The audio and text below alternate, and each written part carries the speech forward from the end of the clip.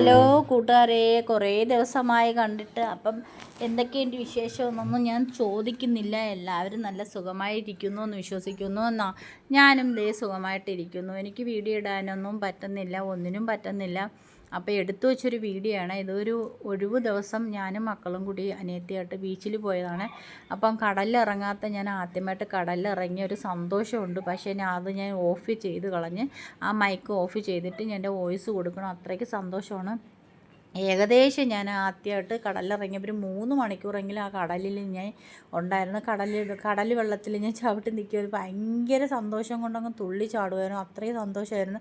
എൻ്റെ ഒച്ച നന്നായിട്ടുണ്ടായിട്ടുണ്ട് അതിൽ.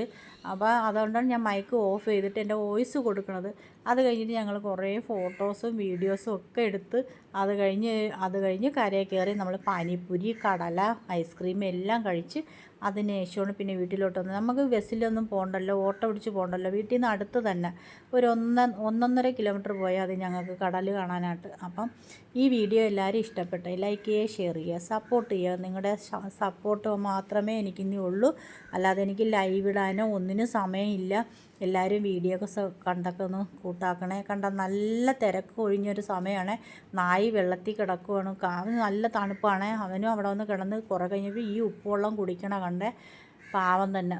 എനിക്കത് കണ്ടപ്പം ഭയങ്കര വിഷമം തോന്നി. പക്ഷേ ഞാൻ വീഡിയോ എടുത്തിട്ടുണ്ടായിരുന്നു. ആ വെള്ളം കുടിക്കണ വീഡിയോസൊക്കെ ഉണ്ട്. പക്ഷേ എന്ത് സന്തോഷം, എന്ത് രസമോ. ചുമ്മാ അല്ല ആൾക്കാർ വന്ന് കടലിൽ കിടന്ന് കുളിച്ച് മറിയണത്.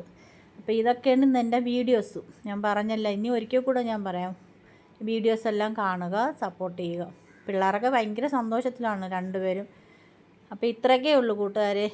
അപ്പം ഇവിടെ വൈൻഡപ്പ് ചെയ്യാണ്. മറ്റൊരു വീഡിയോ ഇട്ട് മറ്റൊരു ദിവസം വരെ.